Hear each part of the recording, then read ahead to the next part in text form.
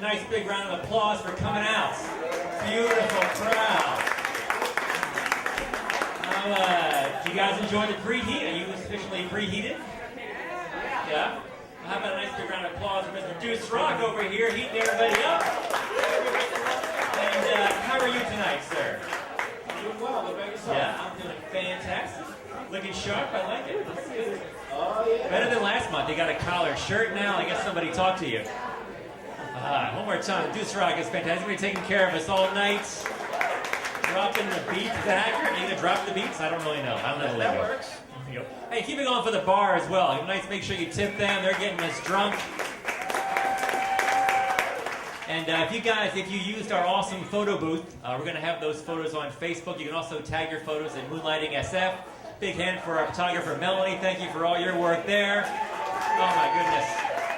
And this is the variety show with the happy ending. And this month, our happy ending, do you know what it is, Deuce Rock? He's busy.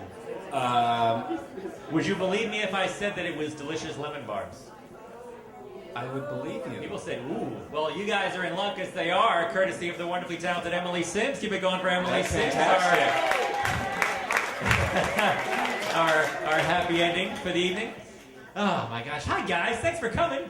Do you guys have World Cup fever? Who's got World Cup fever? Yeah? Giving your hand back there. You guys been watching the matches? Deuce Rock, you been watching the matches? I'm not a big sportsman. Who are you pulling for? Who's your team? Ooh, tough call, but should I Not a just tough say call. US? Yeah, USA is the answer. Listen to this guy. Gonna look at his globe. I've been, what, you guys, we all USA fans? I don't know in this city. Yeah? Okay. This guy just yelled soccer. That's correct, sir, yes. That'd be great if I was like, you guys Niners fans? Football! Very good. Moonlighting SF's first word association. Isn't that something so fantastic? I've been watching the games for free on the Univision app on my phone. Yeah, are you doing it too? Someone over there? It's amazing. I speak no Spanish. None. But those guys, the broadcasters, are so, like, fantastically excited about everything. Like, it feels like, I can't tell if it's a commercial or like, they're just so, and they're speaking, my favorite part is, like, when they're doing, like, fluent Spanish, but it's a game with, like, the Dutch or, like, the Germans, because you hear them, like, talking really fast, like, un pelota, jugador, izquierda, Schneider, just, like, this one little word thrown in. They're throwing you a bone? Yeah, like, I know that word. German's the best one. It's like, yeah, like, I have no Spanish. A la derecha, izquierda, un pelota, Schweinsteiger. I love that guy. Just the guy sounds like a Schweinsteiger. He is meticulously, I don't know, it's not worth it. Go USA. I don't even care if the USA wins, but it's fun. It's fun to watch people go crazy. I don't care. What do I care? Nobody cares. Nobody in here is going to care. This is like it's like the less interesting Olympics. It's like the Olympics, but with one sport and fewer commercials. That's what the World Cup is, and that's why we love it. Not a heavy investment. I think we have a soccer fan in here. I think I upset somebody. Is it Landon Donovan? That's one of the guys, right? He's not. No. Well, he's a soccer player though, but he could be here because he's not in Brazil. Am I right? I did not intend to spend this much time discussing the World Cup, guys. I apologize.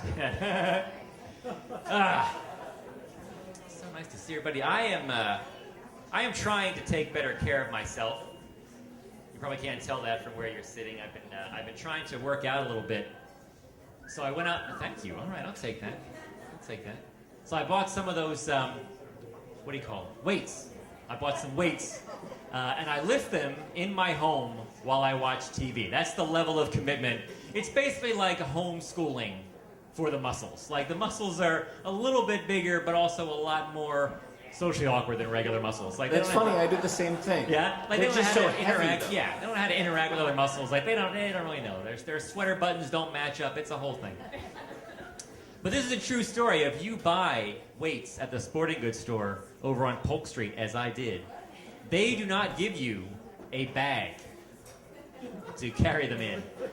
What they put my weights in was a sneaker box to carry them home, which meant that if you had walked by that sporting goods store at just the right time, you would have seen me, dressed like me, completely unable to carry a box of sneakers out of a sporting goods store. Like needing to get the manager to put a Nike box on a hand truck so they could wheel it out to the cab that I called while they were gone. Oh my God, it's terrible. I'm never going to be a big dude. Like, I know that. I would just like to be able to take my shirt off in public without somebody from the Red Cross putting a blanket around my shoulders. And I do. It's terrible.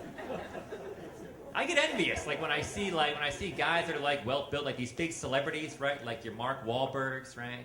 Your Ryan Goslings, you know, our own Varietone back there. Look at that guy, vest, no shirt. I would never do that in public. It's amazing. I would love to have that kind of body. Like even I would love if I had like Ryan Gosling's body for like a month. I would ruin it with STDs. I would just destroy that guy's body. He wouldn't even recognize it. It would look like my body once I got done with it. I was in Reno recently. Woo! All right, that's not expected. Not expected. So I think that means Reno has more fans in here than the U.S. soccer does. I realize that going to Reno kind of contradicts the taking better care of myself thing, but you know, hey, what are you going to do? That's where the gigs were. And I had a very interesting experience. Some of the other comics wanted to go to a strip club after the show. So I went because they were my ride, and I really had no choice. So we get to the strip club. Now, I don't know if you guys can imagine what you think a Reno strip club at 2 in the morning looks like. But imagine it, and you're right. That's exactly what it looks like. First of all, we get in there, and there's one dancer. There's one girl working. Like, we get in there, and we sit down, and first who comes to the stage is a woman dressed all in black, with like gloves and like a little spritzer thing, and we're like, ooh, this is gonna be exciting. Just the cleaner. She wasn't even, she just cleaned the pole. And then here comes, there was one dancer. It's like one dancer, which basically means she does her dance on the stage. Usually the way this works, she then walks down and gets money, and then somebody else comes up on stage. But there wasn't anybody else. So she just walked around table to table asking for money from these dudes. One of the dudes asked her for a dance. Now there's no strippers in this strip club. It's just like 20 guys from Reno listening to Motley Crue really loud in oversized plastic chairs. Like, that's terrible. It's terrible. USA. So speaking of taking your clothes off, you guys know who Sasha Grey is, right? Ooh, wow. Yes. Let me tell you how much I love that reaction. The loudest and first voice was a female voice. Yeah, well done. And then you're like, ooh, all right. You're a fan. Well, thank you for leaving the house and coming to do our show tonight. Sorry, you get it. Those that don't know, or are pretending not to know for the sake of the ladies sitting to your right or left, Sasha Grey is an adult film star, guys. She's a porn star. And this porn star was recently invited to an elementary school to do story time for the children.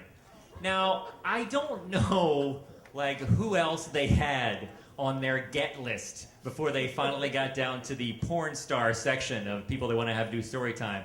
But she got the call, and she's a pro, man. She went and did story time for the kids, which I love. Here's why I love this story, though.